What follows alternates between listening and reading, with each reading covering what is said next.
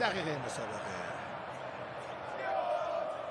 کلی رسانه‌های انگلیسی تیتر آماده کرده بودن که جان داره برمیگرده خونه و از این داستان‌ها. فعلا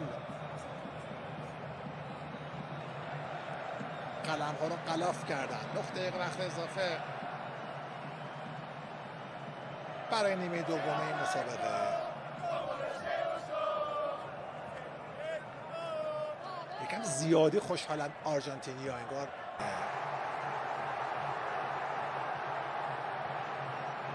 آرژانتین میل بیشتری برای پیروزی در وقت معمول داره.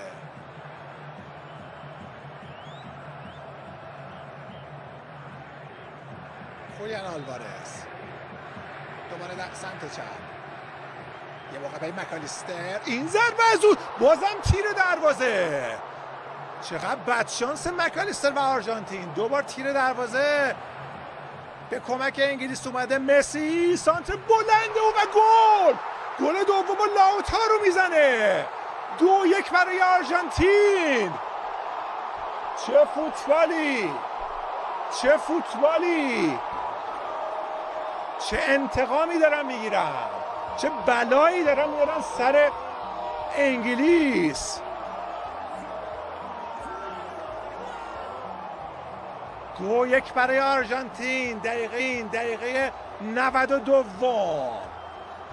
توپی که به تیر دو ضربه لاوتارو اینجوری بلند میشه بین استونز و کنسا، توپو درون دروازه قرار میده.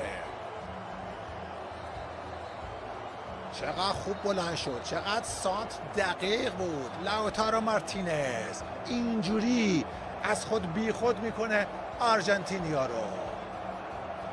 هرچی زهر دارن وارد بدن انگلیسی ها میکنن. باید هم گریه کنند. یکیچ باخته بودن تا دقیقه 83-4.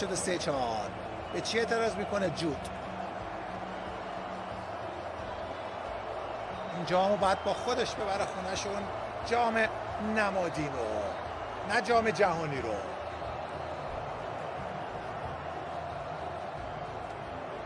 مسی نشون میده پای راستش هم، پای راست مسیه.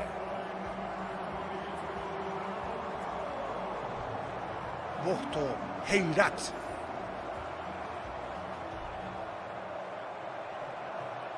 برای هوادارهای انگلیس اونجا درگیری ها ادامه داره.